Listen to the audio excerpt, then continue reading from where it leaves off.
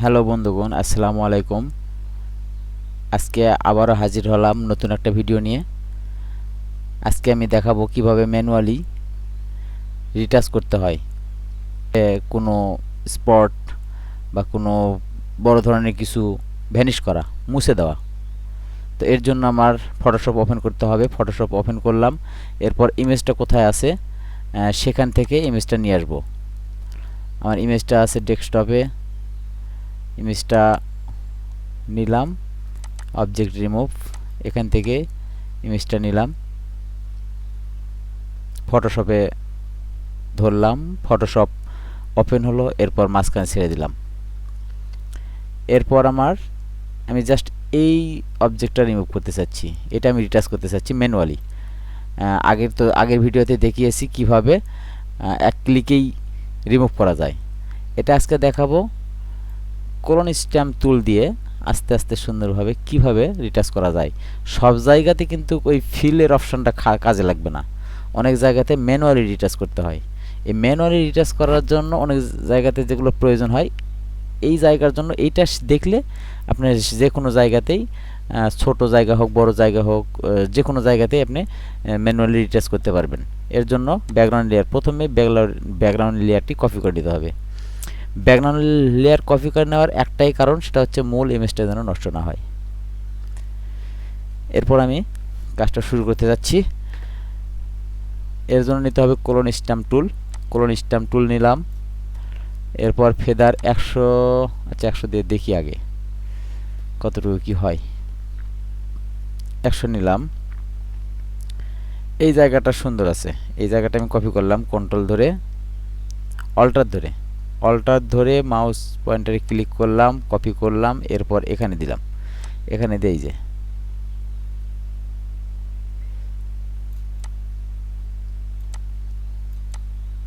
এখানে বসাই দিলাম, রিপ্লেস ক্লিক করলে রিপ্লেস হয়ে যাবে। আবার এই জায়গাটা আমি কপি করব, এখান থেকে কপি করার পর এখানে বসাই দেব।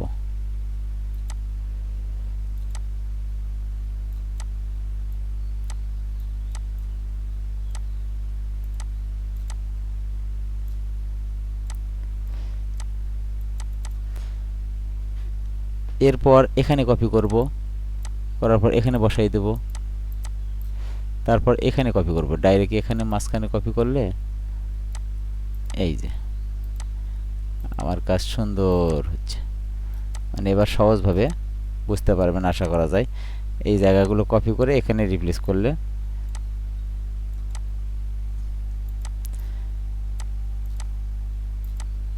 ব্যাস।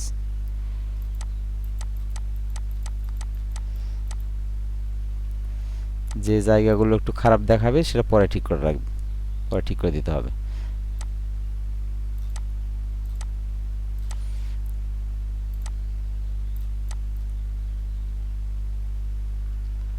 এরপর আমি এই পাশ থেকে কপি করব, কপি করলাম, রিপ্লেস করতেছি।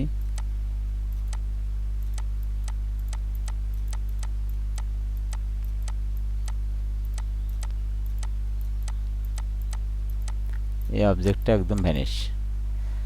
এরপর জিনিসটা খারাপ দেখাচ্ছে,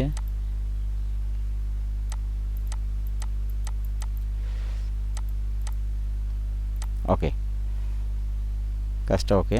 তারপর এখানেও একই জিনিস বারবার দেখাচ্ছে, এটা একটু দূরে দূরে নেই, হয়েছে। এরপর যদি আরও চাই, এই জায়গাটা খারাপ দেখাচ্ছে, এটা রিমুভ করব।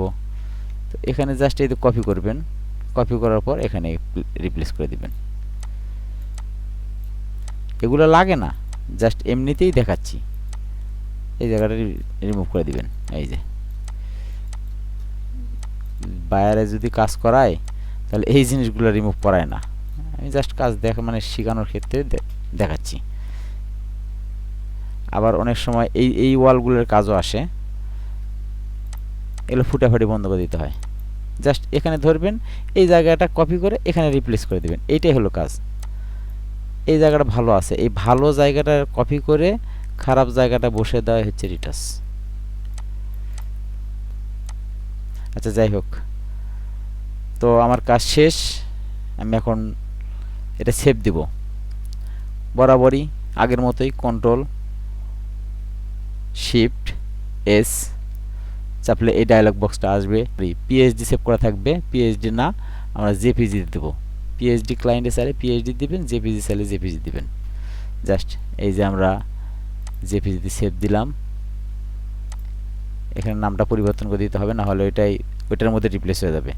জাস্ট আমি শুধু এইটা দিয়ে দিলাম, এরপর আমার একটা নতুন একটা ইমেজ সেভ হয়ে গেল। তো বন্ধুরা, আজকের ভিডিও এই পর্যন্তই। দেখা হবে আগামী কোনো ভিডিওতে। সে পর্যন্ত ভালো থাকবেন, সুস্থ থাকবেন।